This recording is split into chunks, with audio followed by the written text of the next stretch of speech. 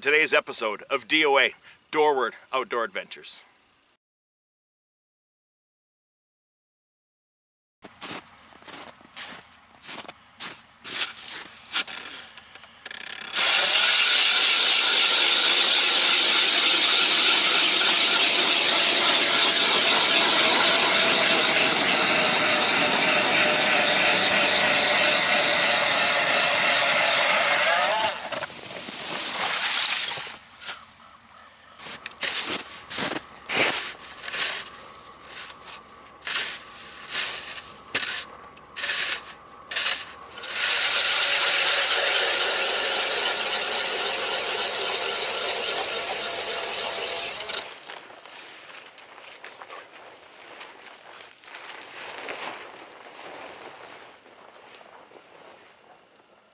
Alright, so we're all set up finally.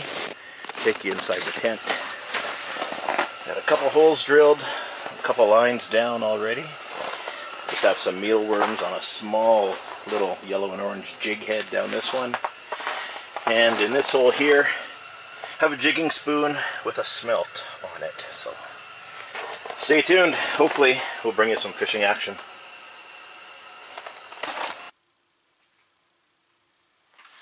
So it's March 12th today. Our ice fishing season here in Alberta ends on March 31st, so needless to say, this will be my last time out on the ice. It's about minus 18 this morning, a little bit cloudy, a little bit foggy in the air, a little bit of a hoarfrost on the trees, which always makes it beautiful to come out here and look at the scenery.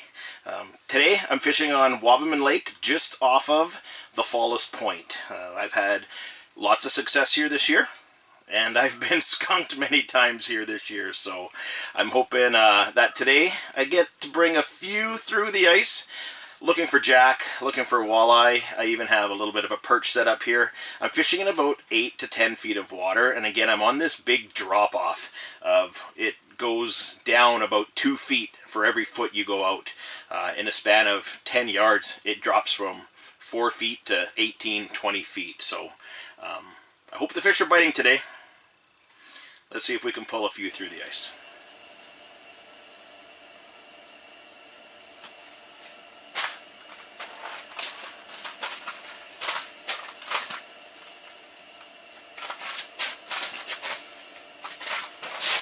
Ah! Right at the top of the hole, little walleye. Ah! So close. I could just see the back of him and the fin. Got him up to the hole, went to grab the line, and he spit it out. But here's what I'm using. This is my favorite Len Thompson. Just a dull gray and orange spoon. Little piece of a smelt on there. But he's down there. I'm going to load up on him with another bait. We're going to get him.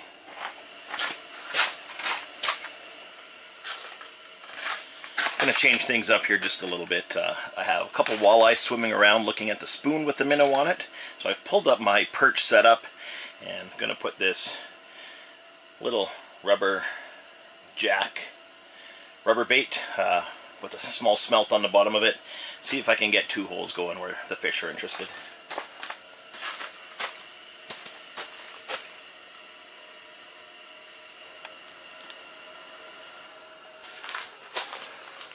So the ice is definitely over 2 feet thick now that we're near mid-March.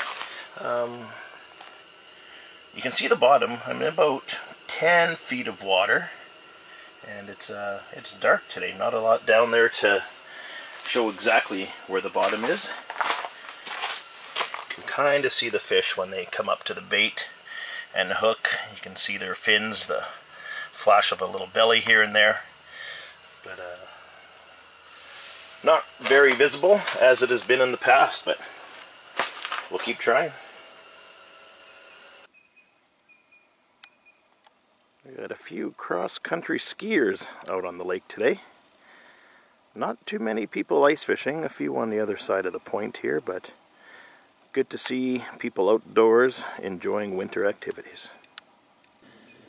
Well, it's been about an hour and a half here, and I've only caught the one walleye. Got him up to the top of the ice, Didn't get them out long enough to show you guys on camera, and it's been a little bit slow. I've seen a couple down there, but nothing really biting.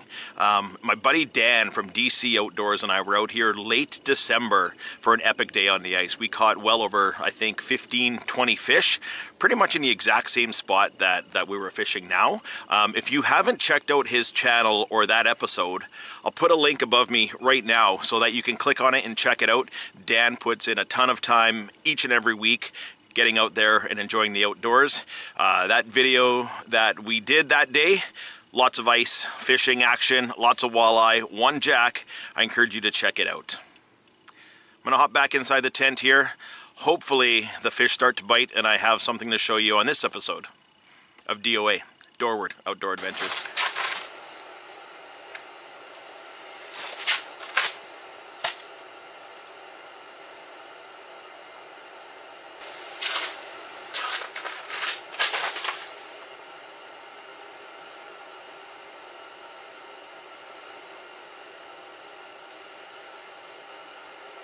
As it gets closer to the noon hour, my stomach starts growling, tells me it's lunchtime, and it reminds me of another time that I was out to this lake ice fishing with my good friend Michael Short from Let's Go Outdoors. The fishing wasn't any better that day, but the company and the lunch definitely was. Michael prepared a muskox stew for us out on the water, on the frozen water, the ice, in a Dutch oven, and it was fantastic. Turned out great. First time I've ever had muskox, and if you're not following Michael on Let's Go Outdoors, you really should. He covers different conservation activities, different outdoor stories all across the province, and you don't get those stories from anywhere else. He's a great channel to follow. He's a great friend of mine, and if you haven't seen the episode where he does do the muskox stew for me, I'll put it right up here in the corner. Click on that link, watch it. Again, the fishing wasn't great, but the story was, and I encourage you to subscribe to Michael's channel because he brings you everything at Let's Go Outdoors. So, I have my good buddy Dan from DOA Outdoors fishing on the other side of the lake here. So Dan, how's things going on your side? It's pretty slow going here today, my friend. We've been set up here for maybe about an hour or so and haven't seen anything swim by. Nothing's been taking the tip up or the jaw jacker, so pretty slow going so far. Yeah, that's kind of like the same here with me too.